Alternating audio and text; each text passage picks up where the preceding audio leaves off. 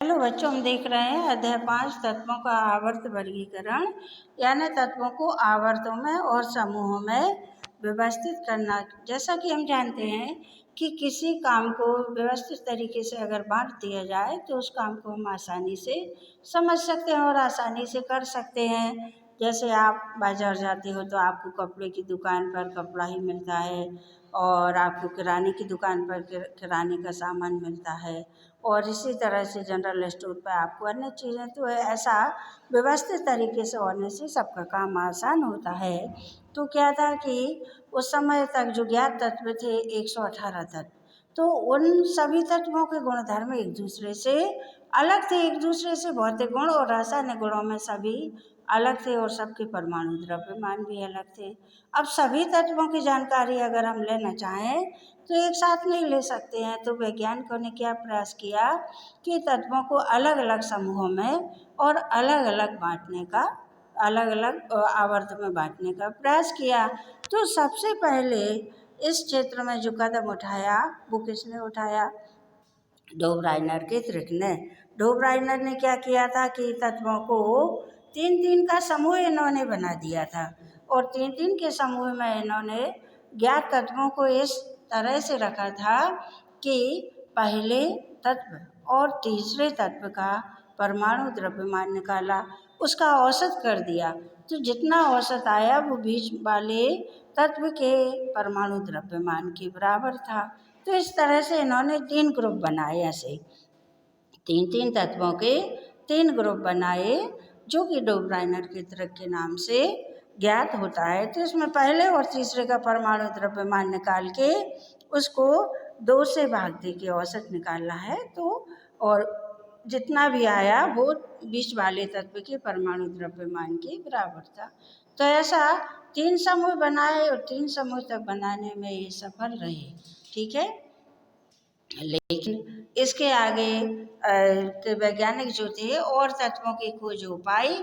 ठीक है, तो उन्होंने क्या किया कि इसके बाद में डोबराइनर के बाद में न्यूलैंड नामक जो वैज्ञानिक थे, तो उन्होंने 8-8 तत्वों के समूह बनाए, और उस समय तक जो ज्ञात तत्व थे उन्होंने सभी तत्वों को 8-8 तत्वों का एक समूह।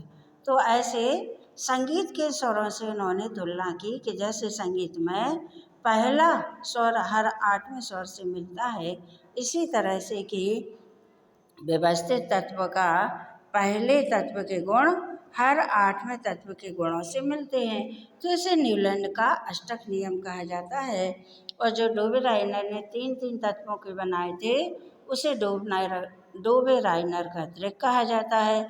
और जो न्यूलैंड ने 8-8 तत्वों के समूह बनाए थे, जिसमें पहले तत्व के गुणधर्म 8वें तत्व के गुणधर्मों से मिलते हैं, तो उसे न्यूलैंड का अष्टक नियम कहा जाता है। तो न्यूलैंड उस समय तक ज्ञात तत्वों में कैल्शियम तक के तत्वों का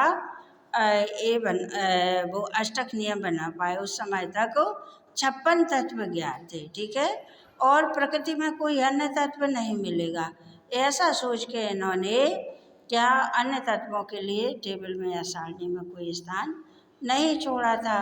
तो न्यूलैंड ने क्या किया था कि 8-8 तत्वों का एक समूह बनाया था, और जिसमें इस बात को ध्यान रखा था कि इन्होंने बढ़ते परमाणु द्रव्यमान को आधार माना था।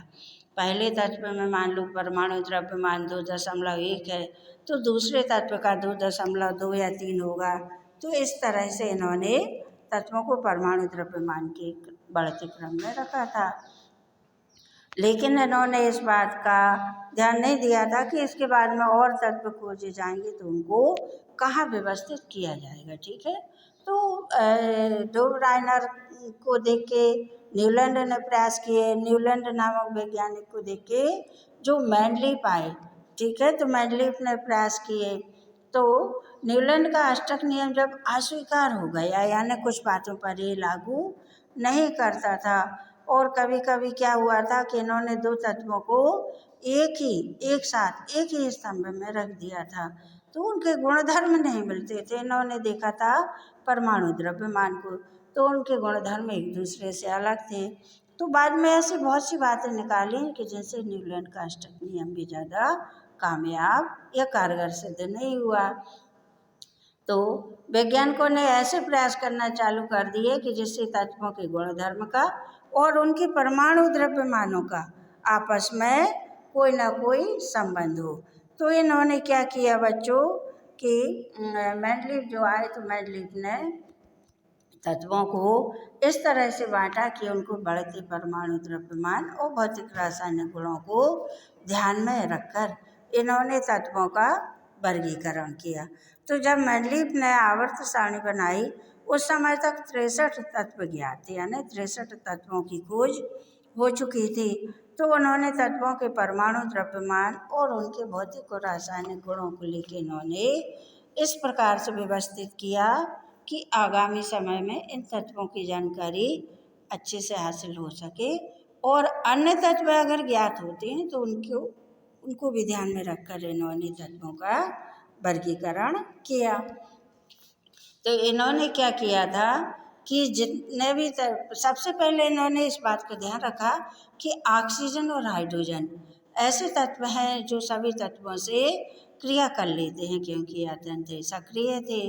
तो उन्होंने देखा कि अधिकांश यौगिक यानी बहुत से तत्व ऑक्सीजन और हाइड्रोजन के संयोग से ही बने हैं। तो हाइड्रोजन के संयोग से बने हाइड्राइड और ऑक्सीजन के संयोग से बने ऑक्साइड के सूत्र को तत्वों के वर्गीकरण के लिए इन्होंने मूल आधार मान लिया। फिर इन्होंने 63 तत्व ज्ञात थे तो उसके लिए इन्होंने 63 अलग अलग कार्ड या कागज के टुकड़े लिए और सभी तत्वों के अलग अलग गुणधर्मों का प्रत्येक कार्ड पर इन्होंने लिख दिया। और इसमें से क्या किया कि जो मिलते जुलते या समान गुणधर्म वाले तत्व थे इनको इन्होंने अलग कर दिया और एक पिन में फंसा के अपनी दीवार से लटका दिया। और जो अलग भौतिक रासायनिक गुणों वाले तत्व थे उनको इन्होंने अलग उसमें कर दिया व्यवस्थित।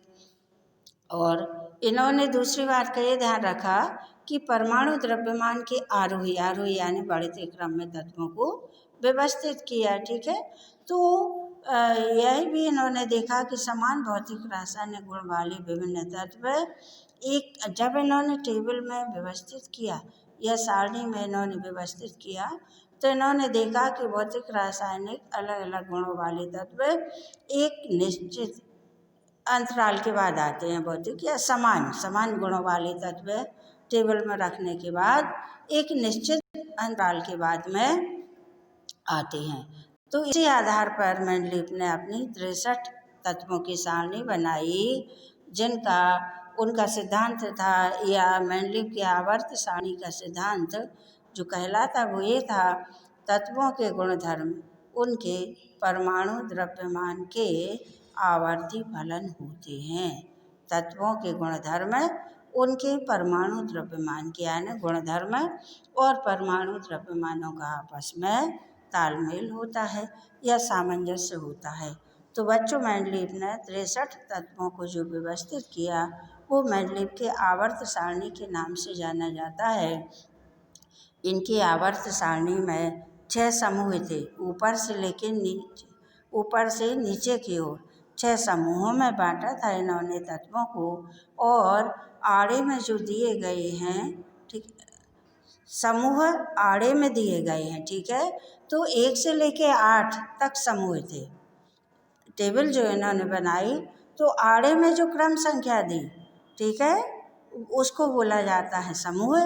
तो 1 से लेके 8 तक समूह इन्होंने बनाए और जो ऊपर से नीचे की ओर जो खड़े में जो संख्या थी उसको बच्चों बोला जाता है आवर्त। तो इस तरह से इन्होंने 8 समूहों में बांटा और 6 आवर्तों में बांटा। तो 63 तत्वों को इन्होंने समान भौतिक रासायनिक गुणों के आधार पर और बढ़ते परमाणु द्रव्यमान के आधार पर इन्होंने तत्वों को व्यवस्थित किया। अब इन्होंने इनकी जो उपलब्धियां थी, ठीक है, इन्होंने ज्ञात तत्वों के लिए टेबल बना दी और उस समय तक जो ज्ञात तत्व नहीं थे उसको भी ध्यान में रखकर इन्होंने अपनी टेबल में या सारणी में रिक्त स्थान छोड़ दिए थे।